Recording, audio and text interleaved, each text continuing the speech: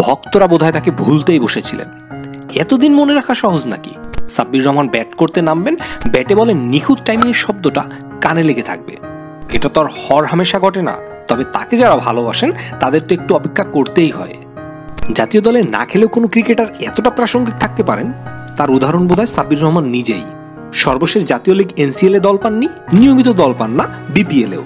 সর্বশেষ বিপিএলে যেমনটা ছিলেন না, এর চেয়ে তাকে নিয়মিত পাওয়া যায় মফস্বলের ট্যাপ টেনিস টুর্নামেন্টে। কিন্তু আফসোস, ট্যাপ টেনিস ক্রিকেটে ব্যাট বলের নিখুঁত টাইমিং এর যে দারুণ শব্দটা, সে তো আর পাওয়া যায় না। তাই শব্দ খুঁজতে ভক্তদের ক্রিকেট বলের টুর্নামেন্টের দিকে তাকিয়ে থাকতে হয়। এবার বিপিএলে সেই সুযোগটা পেয়েছেন সাব্বির।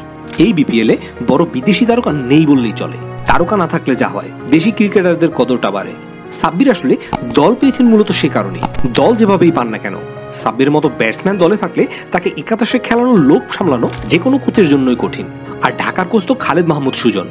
সাব্বিরের নারী নক্ষত্র সবই তার জানা, কিন্তু এরপর প্রথম 3 ম্যাচে একাদশে নেই সাব্বির। সামাজিক যোগাযোগ মাধ্যম উত্তাল হয়ে উঠেছিল, গালিজা পড়ার পড়েছিল কোচের কাঁধে।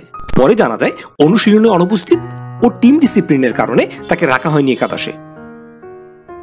সাব্বিরের ক্যারিয়ারের শুরুটা কিন্তু দুর্দান্ত। 2016 সালের এশিয়া কাপে শ্রীলঙ্কার বিপক্ষে 54 বলে 80 রান ইনিংস, কলম্বোয় নিধাস ট্রফির ফাইনালে 50 বলে 77-এর মতো ইনিংস রয়েছে আরো। মাহমুদুল্লাহর পর দ্বিতীয় ফিনিশার হিসেবে ভাবা হতো সাব্বির রহমানকে। একসময় বাংলাদেশ ক্রিকেটের বড় তারকা হয়ে উঠেছিলেন, খেলেছেন 3 ফরম্যাটেই। তারপর নিজের দোষেই হারিয়ে গেলেন। যদি প্রশ্ন করা হয় এত সামর্থ্য নিয়ে সাব্বির করলেনটা কি, স্বয়ং সাব্বিরের কাছেও হয়তো তার উত্তর নেই। উত্তর খোঁজার সময় আছে কি, বয়স যে 33। সম্প্রতি বিপিএলে 22 বলে 50, 33 বলে 9 ছক্কা ইনিংসে অপরাজিত 82, 7 ইনিংসে ছক্কা 17টি।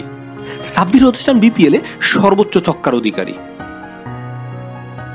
জাতীয় দলের জার্সি গায়ে সাব্বিরকে 22 গজে দেখার জন্য মুখিয়ে আছে টাইগার ভক্তরা। সাব্বিরের জন্য অনেক অনেক শুভকামনা। ভিডিওটি ভালো লাগলে আমাদের এই নতুন ইউটিউব চ্যানেলটিকে সাবস্ক্রাইব করতে ভুলবেন না। আহমেদ আমান, দ্য ক্রিক টাইমস।